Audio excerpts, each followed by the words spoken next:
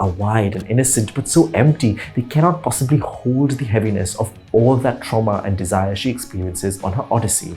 The finest action film of our generation that did what most films would not even attempt: make us stop breathing.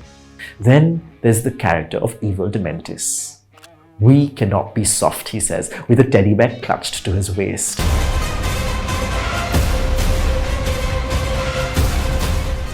Hello, I'm Prathyush, and today I want to talk to you about George Miller's Furiosa, a Mad Max saga. In the year 1979, director George Miller made his feature film debut with Mad Max. He was in his mid-30s. A doctor by profession, George Miller fiddled with short films till he found his voice as one of the architects of post-apocalyptic camp. His characters wore leather harnesses and let their butt cheeks bounce about the open wastelands of the future, full of muscle queens and platinum mohawks chasing gasoline and trouble.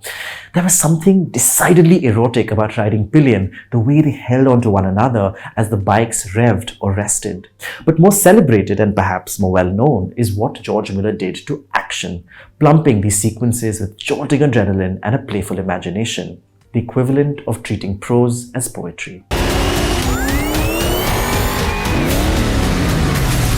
Writing about the second Mad Max film in 1981, the film critic Pauline Kael had written, and I quote, "Miller must have the jittery nervous system of an exploitation filmmaker linked to the eyes of an artist," end quote. 45 years since that debut, at age 79, he's still thinking of that post-apocalyptic wasteland. And in Furiosa, the fifth installment in his Mad Max universe, you can see how gracefully his filmography has aged, even if that grace is lopsided. For example, the things Miller has always been good at, such as adrenaline and camp, have been sharpened and expanded. I'm not just thinking of the names of characters like Rictus Erectus and Scabrous Scrotus, but also the general sense of reckless joy that this film peddles in. However, the chinks in George Miller's armor, such as plot coherence and dialogue rhythm, are just as blunt as they were when he was toying with celluloid. The central question of why characters are doing what they're doing is left fluttering. Unsurprisingly, when making his 1979 film, Miller noted in an interview that what he truly wanted to make was, and I quote, "a silent movie with sound." He simply has no sense of what it means for two people to speak, exchange information, not as expositions or dick-waving, but as effortless secretions.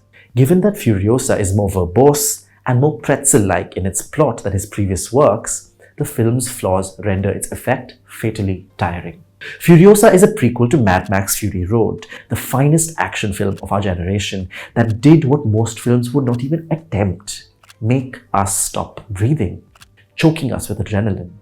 When I had watched the film on my laptop, mind you, I had to pause frequently because the body kept forgetting to exhale. That film was set over 3 days. Furiosa traverses the terrain of over 15 years. The odds are stacked against George Miller. In Mad Max Fury Road, Furiosa was played by Charlize Theron.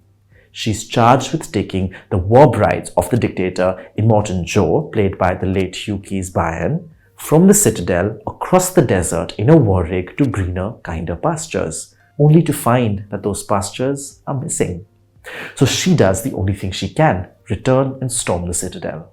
Furiosa, made at a ballooning budget of $233 million, asks how Furiosa, shaven head, dead-set eyes, one limb missing, came to be. Split into 5 chapters, the film's first half revolves around Furiosa's childhood, her being kidnapped by Dementus, played by Chris Hemsworth, then traded to Immortan Joe, played by Lackey Hume.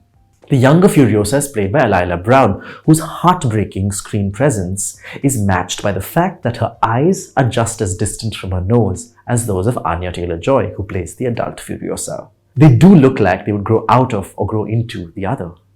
In the second half, coming of age and rage, Furiosa is pushed around with chases in the gas town, the bullet farm, as she tries to fulfill her purpose.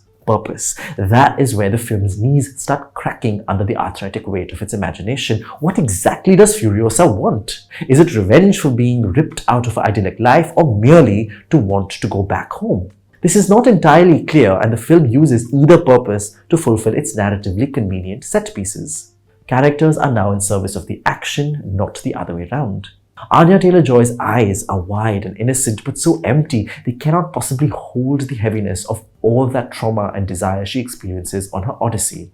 She has beautiful long hair which inspired George Miller so much that he told her not to cut it so he can choreograph it into the wind-swept sequences, building the later shaving into the narrative.